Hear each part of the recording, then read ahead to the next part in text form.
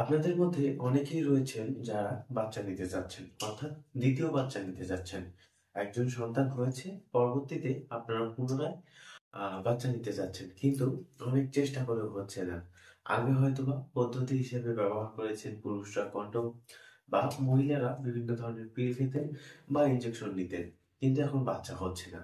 তো এটা আসলে কেন হচ্ছে? এটার যদি আমি প্রথম কথাই বলতে যাই, যে আপনারা যে দীর্ঘমেয়াদী যে পিল খেতে বেশিরভাগ ক্ষেত্রে যে রোগীগুলো আসে, তাদের মধ্যে একটা কমন ব্যাপারকে দেখা যায়, যে হচ্ছে তারা বেশি পরিমাণে পিল খেত বা ইনজেকশন দিত, 3 মাস মেয়াদী যে ইনজেকশন গুলো রয়েছে এগুলো দিত। তো এইগুলোর যে একটা ইফেক্ট রয়েছে, একটা সাইড ইফেক্ট, এটার কারণেই মূলত বাচ্চা হতে এক ধরনের সমস্যা দেখা দেয়। দ্বিতীয়ত যে বিষয়টা দেখা যায় সেক্ষেত্রে সেটা হচ্ছে পুরুষদের বীর্যের ঘনত্ব এটা কমে আসা বা বীর্যটা পাতলা হয়ে যাওয়া। তৃতীয়ত, নারীদের হচ্ছে যৌন ক্ষমতা হ্রাস পাওয়া, অর্থাৎ নারীরা যখন বয়সটা একটু বেড়ে যায় সেক্ষেত্রে তাদের যৌন ক্ষমতা হ্রাস পায়। আবার অনেক সময় অনেকের ক্ষেত্রে দেখা যায় প্রথম বাচ্চা হয়েছে, 2-3 মাসের মধ্যে বাচ্চা হওয়ার 2-3 মাস বা 5-6 মাস বা 1 বছরের মধ্যে আরেকটা কনসেপ্ট করেছে, সেক্ষেত্রে ওই বাচ্চাটাকে আবার নষ্ট করে ফেলে।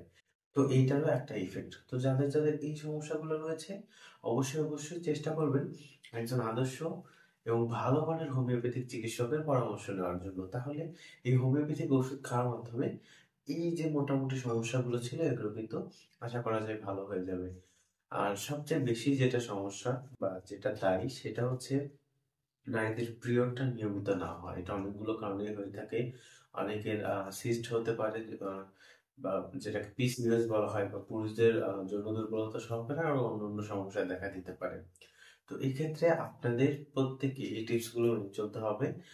যারা এখন প্রথম বাচ্চা নিয়েছেন বা পরবর্তীতে যারা এই ভিডিওগুলো দেখছেন, পরবর্তীতে বাচ্চা নিতে চাইলে অবশ্যই অবশ্যই সুরক্ষিত মাধ্যম ব্যবহার করতে হবে। জন্ম নিয়ন্ত্রণের সুরক্ষিত পদ্ধতি ব্যবহার করতে হবে, এবং একটা নাগাড়ে একটা পদ্ধতিকেই মেনে চলা যাবে না। আর যদি সমস্যা দেখা যায় একান্তভাবে, সেক্ষেত্রে অবশ্যই অবশ্যই হোমিওপ্যাথিক চিকিৎসা গ্রহণ করতে হবে।